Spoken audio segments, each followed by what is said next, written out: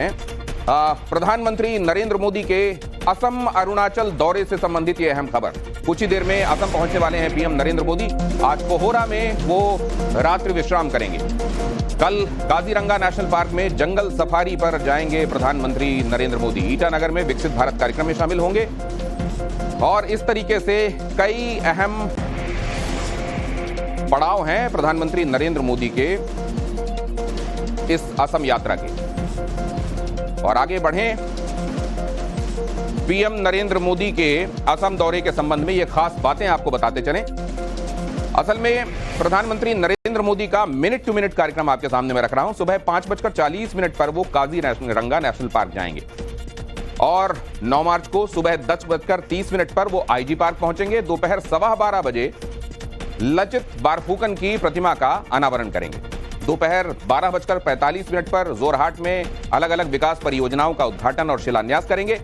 शाम 3:45 बजे सिलीगुड़ी में विकसित भारत कार्यक्रम के तहत विकास परियोजनाओं का उद्घाटन प्रधानमंत्री करेंगे और शाम 4:30 पर सिलीगुड़ी में जनसभा को संबोधित करेंगे।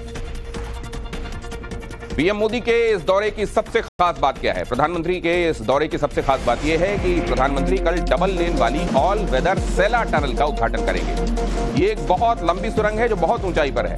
सेला टनल का उद्घाटन करने वाले हैं प्रधानमंत्री नरेंद्र मोदी। सेला टनल पूरी तरह से स्वदेशी तकनीक पर बनी हुई एक लंबी सुरंग है।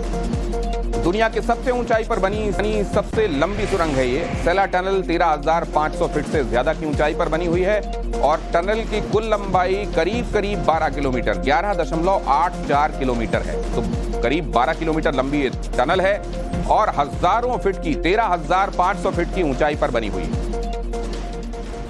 लेकिन अब सवाल यह है कि ये सेला टनल बनाने की आवश्यकता क्यों पड़ी और सेला टनल बनने के बाद से चीजें किस तरीके से बदलेंगी। सेला टनल स्ट्रैटेजिकली बहुत इंपॉर्टेंट टनल है, इसीलिए चीन भी इस टनल के बन जाने से घबराया हुआ है। इससे तेजपुर से तवांग पहुंचने में 1 घंटा से भी कम का समय लगने वाला है। इसमें और क्या होने वाला है, तवांग सेक्टर में एलएसी पहुंचने का एकमात्र रास्ता है ये, और इसीलिए यहां जब ऑल वेदर टनल बन गई तो इस रास्ते को उसने बहुत मजबूती दे दी है स्ट्रेटेजिक पॉइंट ऑफ व्यू से। ऑल वेदर टनल में सेना का 12 महीने मूवमेंट अब बगैर किसी रोक टोक के जारी रहेगा। सेना तीव्र गति से जो फॉरवर्ड पोस्ट हैं, अग्रिम चौकियां, वहां तक पहुंचेंगी और चीन को माकूल जवाब मिलेगा। साथ ही तवांग से चीन की सीमा की दूरी अब 10 किलोमीटर घट जाएगी। इतनी तेजी के साथ रैपिडली हमारी सेनाएं वहां पहुंच सकेंगी और आप जानते हैं ये वो जगह है जहां चीन के हिसाब से हमारे लिए वल्नरेबिलिटी अभी ज्यादा रही है। इस टनल के बन जाने के बाद से यहां पर चीजें बहुत तेजी के साथ और बहुत माकूल तरीके से भारत के लिए बदलने वाली हैं। और अब